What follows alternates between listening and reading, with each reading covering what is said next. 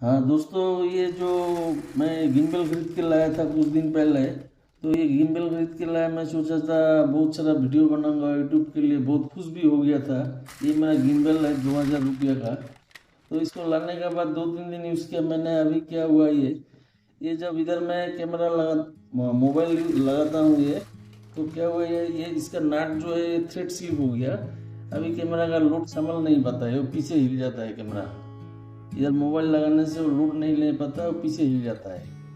तो हम लोग भी इंडियन आदमी है, तो क्या क्या जुगाड़ मैनेज कर लिया साथ साथ।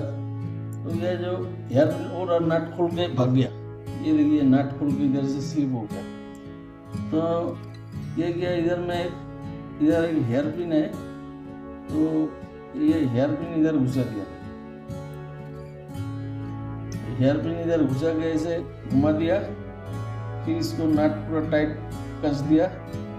तो अभी ये हेयर पिन जो है इसे जब हिलाता हूँ, इसे मोबाइल रख के इधर हिला के ये टाइट लगा देता हूँ, बस अभी मोबाइल हिलता नहीं है।